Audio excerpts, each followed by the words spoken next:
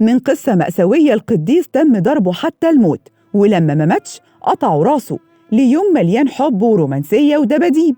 طيب يا ترى إيه حكاية الفالنتاين؟ الحكاية بتبدأ لما روما دخلت حرب كبيرة وكانت هي الكفة الخسرانة، والإمبراطور كلاوديوس الثاني كان بيعتقد إنه بيخسر علشان الجنود بيبقوا خايفين يموتوا ويسيبوا زوجاتهم ويخسروا حب حياتهم، فقرر يمنع زواج المتحابين علشان الجنود تقدر تركز في الحرب.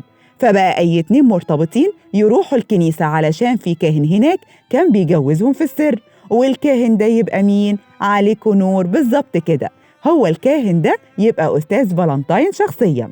فكان بيجوز أي حد في السر، ولأننا عارفين إن الناس ما بيتبلش في بقها فولة، الأخبار طبعا وصلت للإمبراطور كلاوديوس، فأمر بإحضار القديس ده وضربوه حتى الموت، ولما ما ماتش قطعوا راسه علشان يكون عبرة لأي جندي هيتجوز في الجيش. ومرت السنين لحد ما خلوا اليوم ده يوم فالنتاين لإحياء ذكراه المأساوية، لحد ما شكسبير وغيره حولوا اليوم ده في كتاباتهم ليوم حب، وقد إيه الكاهن ده ضحى بحياته في سبيل الحب.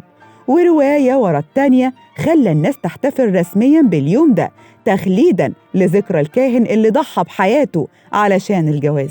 يعني هو القديس ده هو اللي خلاك تشتري لها الدبدوبة ب 3000 جنيه؟ يعني كهن ومحن والله.